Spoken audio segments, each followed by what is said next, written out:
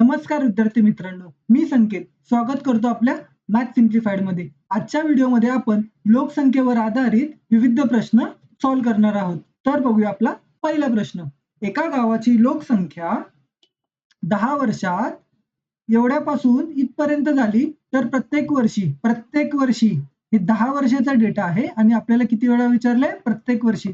प्रश्न एकदम बारकाईने वाचावा, त्याच्यामुळे आपले सिली मिस्टेक कमी होतील.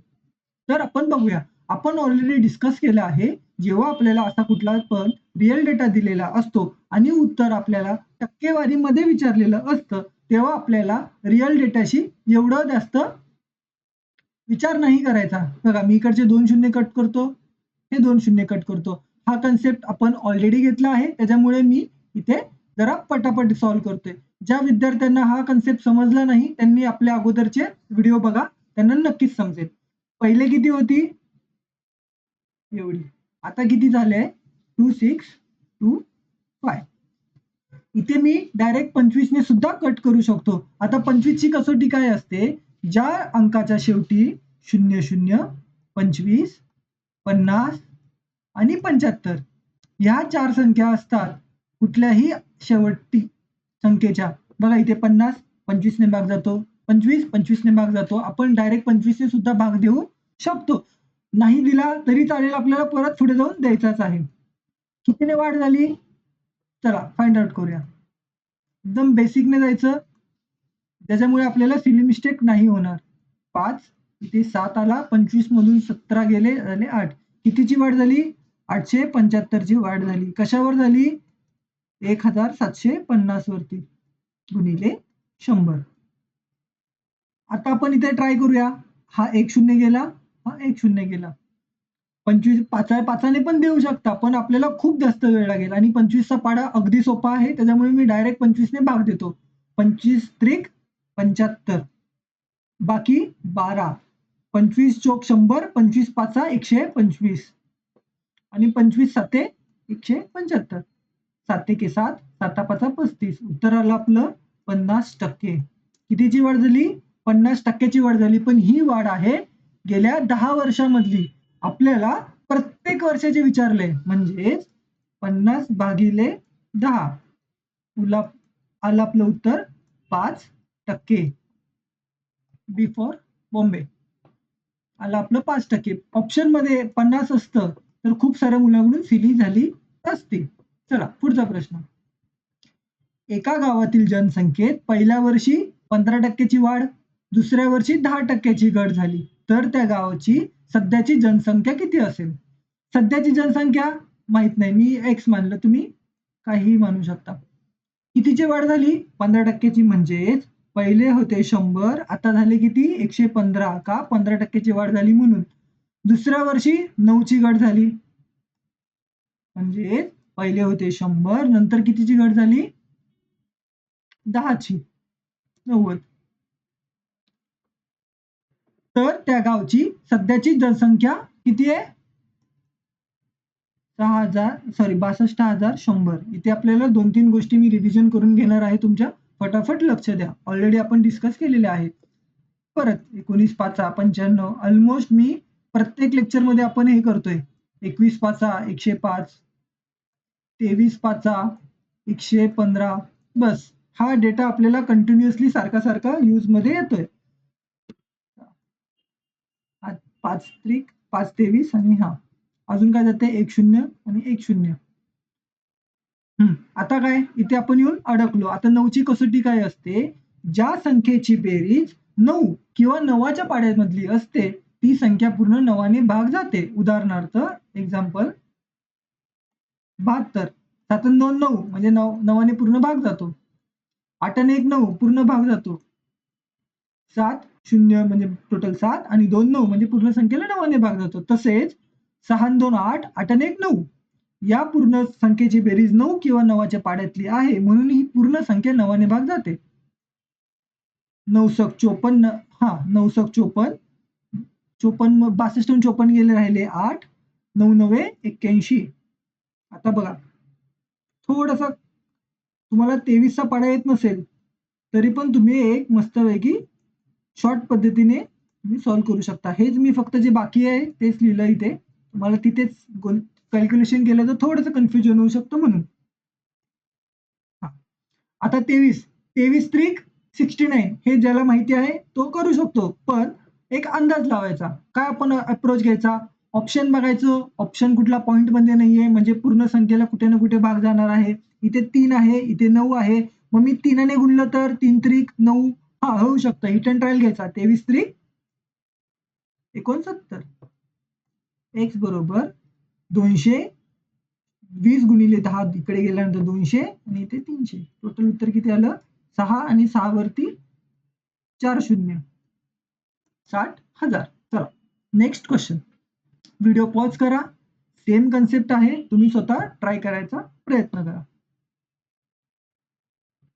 किती गावच्या लोकसंख्येत एका वर्षी 5% वाढ होते तर त्या पुढच्या वर्षी 5%ची घट होते. दुसऱ्या वर्षाच्या अखेरीस जर लोकसंख्या 35,112 होती तर पहिल्या वर्षाच्या सुरुवातीत किती होती? पहिल्या वर्षी मानलं x होती. कितीची वाढ झाली? 5%ची म्हणजेच पहिले 100 होती. आता कितीची वाढ झाली? 5%ची. पुढच्या वर्षी 5%ने घट होते म्हणजेच पहिले 100 होती 5%ची घट म्हणजे झाली 95. दुसऱ्या वर्षाच्या अखेरीस लोकसंख्या 35,112. डेटा थोडासा कॅल्क्युलेटिव्ह आहे आणि मी मुद्दामून घेतला आहे की तुमची कॅल्क्युलेशन प्रॅक्टिस व्हावी. जवळपास हा कन्सेप्ट सगळ्या मुलांना येतोच पण कॅल्क्युलेशन मध्ये थोडेसे लॅक करतात म्हणून अवघड आपण डेटा चूज केले आहे. हा 21 हा 20 इथे गेलं 19 आणि एवढं मी पटापट का लिहिलं याचं कारण तुम्हाला माहितीच आहे की आपण ऑलरेडी हे सगळं एवढं डिस्कस केलेलं आहे. आता मी काही लिहित नाही. आता तुम्हाला अप्रोच कसा घ्यायचा ते मी थोडं सांगतो. असा भाग द्यायचा 35,112 गुणिले इथे 20 गुणिले 20 मी 400 पण लिहू शकतो. अजून काय इथे आहे गुणाकार इथे आल्यानंतर भागाकार होईल 21 गुणिले 19. चला आता इथे आपण भाग कसा द्यायचा अप्रोच करूया बघूया. 19चा पाढा सेम कन्सेप्ट. या संख्येने या संख्येला पूर्ण भाग जाणार का? कुठेच पॉइंट मध्ये उत्तर नाहीये त्याच्यामुळे पूर्ण भाग जाणार. नंबर 1. नंबर 2 19चा पाढा येत असेल तर वेल अँड गुड. डायरेक्ट तुम्ही कट करू शकता. 21चा देत असेल तर करू शकता काही अडचण नाही. पण ज्या लोकांना थोडासा लॅक करतात पाड्यामध्ये कन्सेप्ट करूया. 21 बघितल्यावर काय चमकलं पाहिजे? 3 7 21 किंवा 2 आणि 1 3 म्हणजे 3ची कसोटी इथे झाली. हा 3 5 आणि 1 6 म्हणजे 3 गेला 5 1 6 पण गेला 1 आणि 2 3 म्हणजे ही पूर्ण संख्या 3 ने भाग आहे. कसं? आता ज्या विद्यार्थ्यांना कळलं नाही ते छोटंसं पटकन लिहितो. 3ची कसोटी कशी जगतात? 3च्या पाड्यामध्ये आली संख्या किंवा या संख्येची पूर्ण बेरीज 3च्या पाड्यामध्ये असेल तर ती संख्या पूर्ण 3ने भाग जाते. 3 आणि 5 8 8 आणि 2 10 10 आणि 2 12 आहे 3च्या पाड्यात. चला 3ने आपण भाग देऊया. 3 7 21 3 1 3 3 1 3 बाकी 2 3 7 21 एकाने भाग जात नाही म्हणून हातच्याला घेतला 0 3 चौक 12.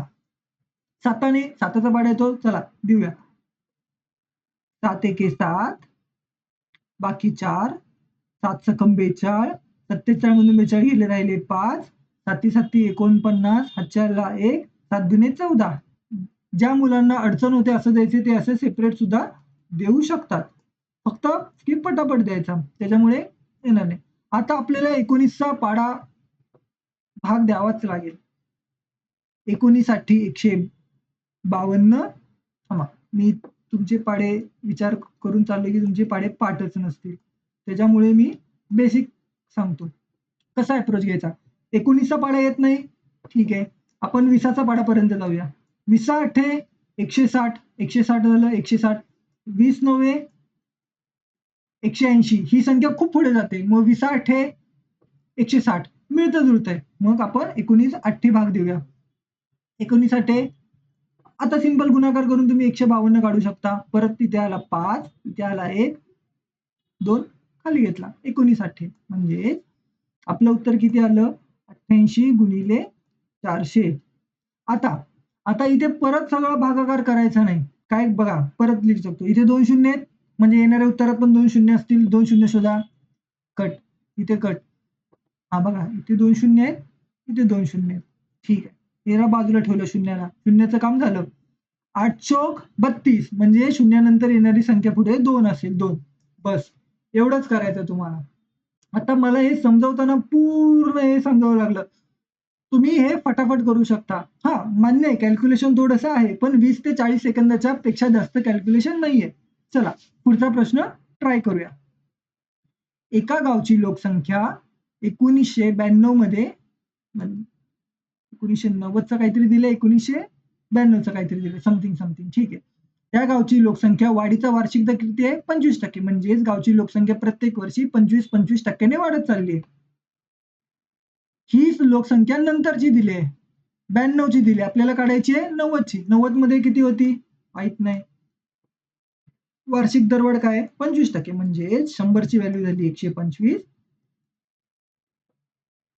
किती वर्षाचं अंतर आहे? 2 वर्षाचं अंतर आहे, म्हणून 2दा लिहिलं. 25% दरवाढ. ही किती झाली? 7,500. चला 25चा पाढा येतो तो. 25 5 125, 25 चौक 100. 25 5 125, 25 चौक 100. आता काय? 5 5 25, 25 त्रिक 75 म्हणजेच 300 गुणिले 16.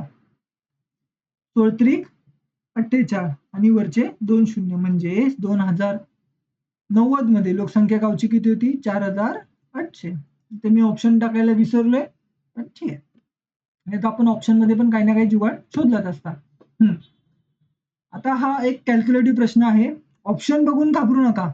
मी बी आपण इथे कॅल्क्युलेशन करायचंच नाही. आपण ऑप्शन वरूनच उत्तर आणण्याचा प्रयत्न करूया. पहिल्या वर्षी एका शहराची लोकसंख्या 8% वाढली. 8% वाढली. दुसऱ्या वर्षी 8% कमी झाली. ठीक आहे. तिसऱ्या वर्षी पुन्हा 10%ची वाढ झाली. ठीक आहे. सुरुवातीला किती होती? 1 2 3 4 5. एकावर 5 शून्य म्हणजे 1 लाख लिहितो मी. सुरुवातीला किती होती? 1 लाख. 1 2 3 4 5. नंतर किती? 8% वाढली. म्हणजेच पहिले होती 100, 8% वाढली म्हणजे झाली 108. दुसऱ्या वर्षी 8% कमी. 100 होती, 8% कमी. 100 मधून 8 गेले 92. आपण हे का लिहितोय, कसं लिहितोय हे पण आपण सुरुवातीच्या बेसिक लेक्चर मध्ये आहे. आणि तुम्हाला आपल्या कॅल्क्युलेशन ट्रिक्स किंवा कॅल्क्युलेशन करण्याची पद्धत आवडत असेल तर मी कॅल्क्युलेशन सिरीज पण आणेल. तुम्ही फटाफट आपल्या चॅनलला सबस्क्राईब करून ठेवा. तिसऱ्या वर्षी पुन्हा 10%ची वाढ झाली. म्हणजेच पहिले होते 100, 10%ची वाढ झाली म्हणजे 110. आता काय विचारले? शहराची लोकसंख्या तिसऱ्या वर्षी किती असेल? ओके. आता काय केलं? एवढं सगळं एक्झाम मध्ये करत बसायचं का नाही? इथे आपल्याला 2-3 ट्रिक आहेत. पहिली गोष्ट, तुम्हाला मी 11ची कसोटी खूप वेळा शिकवली आहे लेक्चर मध्ये. 11ची कसोटी लावून बघायची. ठीक आहे. 11ची कसोटी कशी ओळखतात? थांबा, आपण हे एवढे अननेसेसरी झिरोज आपण कट करून घेऊया पहिले. 1 2 1 2 1 2 1 2. हा 1 इकडे 1, अजून हा 0 इकडचा गेला, इकडचा गेला. म्हणजे आपल्याला बेसिक कॅल्क्युलेशन काय करायचंय? 108 गुणिले 92 गुणिले 11. Approach number 1. 11ची मल्टिपल कसा चेक करतो? अल्टरनेट डिजिटची ऍडिशन करा आणि दोघांची वजाबाकी करा. येणारं उत्तर 0, 11, 22 किंवा 11च्या पाड्यातलं काहीही असलं पाहिजे. चला फटाफट आपण चेक करूया. त्यामुळे तुमची फटाफट प्रॅक्टिस पण होईल 11 कसोटीची. 1 आणि 3 4, 4 आणि 6 10. आता ही वरची लाईन झाली आहे खालची इथून. 0 आणि 5 5 5. 10तून 5 गेले 5. उत्तर आलं का आपलं? यापैकी काही नाही, तर ह्याने 11ने भाग जात नाही. पुढे 1 आणि 4 5, अजून पुढे 5 आणि 0 काहीच नाही. म्हणजे येणार 5 वजा 0 आणि 8 नाही, वजा 3 येते, हे पण नसते. पुढचे 1 आणि 9 10, 10 आणि 4 14. 0 मधून 7 गेले, सॉरी 0 आणि 7 7 7. हे पण उत्तर नाही. शक्यतो आपल्याला एकदा किंवा दोनदा ट्रायल मध्ये हिट होतं. अप्रोच सांगतोय तुम्हाला, एवढं गुणाकार करण्यापेक्षा. 1 आणि 9 10, 10 आणि 9 19, इथे काहीतरी येऊ शकतं, 0 आणि 2 2, 2 आणि 6 8 वजा 8, उत्तर किती आलं 11. म्हणजे ही 11ची कसोटी पूर्ण फुलफिल होते. हा तुम्ही एक अप्रोच घेऊ शकता गुणाकार न करता आणि एकदम क्विक होतं. आणि ऑप्शन पण आपले शक्यतो छोटे येतात, कधीतरीच असे ऑप्शन बघायला भेटतात, त्याच्यामुळे आपल्याला वेळ लागला, नाहीतरी हे 10 ते 20 सेकंदामध्ये तुम्ही 11ची कसोटी लावून मोकळे होता. आपली अप्रोच नंबर 2 काय असली पाहिजे? Approach number 2 unit digit. 8 आणि 2 16, इथे आला 6, 6 गुणिले 1 6. फक्त जे आपल्या शेवटच्या अंकांनी फक्त गुणाकार करा. किती आलं? 16. म्हणजेच येणारा शेवटचा अंक किती असेल? 6. इथे का नाही? इथे का नाही? नाहीये. Option number D. हा आपण सेकंड अप्रोच करू शकतो. हा युनिट डिजिट ह्याला मेथड म्हणतात. युनिट डिजिट खूप सोपे आलं. बघा, ठीक आहे. कुठल्याही आयोगाची किंवा एक्झामिनरची अजिबात इच्छा नाहीये की तुम्ही हे गुणाकार करत बसा. तुम्हाला असाच अप्रोच घ्यावा लागतो. ठीक आहे, चला आपण एक पुढचा प्रश्न बघूया. माणसांच्या एका गटात काही जोडपी आहेत, उरलेले लोक एकत्रित आहेत. म्हणजे काही लोक मॅरिड आहेत, काही लोक अनमॅरिड आहेत. ठीक आहे, यापैकी विवाहित लोकांची संख्या 30% आहे आणि पुरुषांची संख्या, अच्छा ठीक आहे, म्हणजे त्यांना म्हणायचं आहे की एक असं कुठलं तरी गाव आहे, त्याच्यामध्ये विवाहित माणसं राहतात, काही अविवाहित आहेत. अविवाहित मध्ये पण काही पुरुष आणि काही स्त्रिया वेगवेगळ्या आहेत. समजलं तुम्हाला? हे मी काय ड्रॉ केलं? ठीक आहे, समजलं. आपण एका गावाची लोकसंख्या किती आहे? 100%. 100%चे 2 भाग केले. एक आहे विवाहित, एक आहे अविवाहित. ठीक आहे, विवाहित किती लोक आहेत? 60%. टोटल गावची लोकसंख्या 100, विवाहित 60%, म्हणजे अविवाहित किती असतील? 40%. चला, इथपर्यंत सगळं क्लिअर आहे. आता विवाहित आहेत म्हणजे काही स्त्रिया असतील आणि काही पुरुष असतील, म्हणजे समसमान असतात ना, पुरुष आणि स्त्रिया. 30% पुरुष असतील आणि 30% स्त्रिया असतील, कारण की टोटल जोडपी किती झाली? 60%. या अविवाहित मध्ये पण काही पुरुष असतील आणि काही स्त्रिया असतील. पुरुषांची संख्या किती आहे? 54%. विवाहित मध्ये किती आहेत? 30. एकूण किती आहे? 54. म्हणजे 54 वजा 30 किती झाले? 24%. म्हणजे अविवाहित पुरुष किती आहे? 24%. आपल्याला काय विचारलंय? एकट्या स्त्रिया, एकट्या म्हणजे अविवाहित. अविवाहित एकूण किती आहे? 40.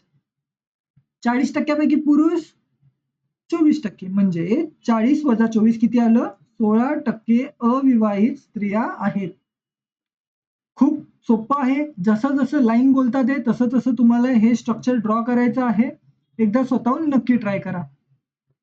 चला, हा लोकसंख्येवर आधारित आपले सगळे प्रश्न संपलेले आहेत. चला, व्हिडिओ आवडला असेल तर लाईक करा, सबस्क्राईब करा आणि शेअर करायला विसरू नका. थँक्यू.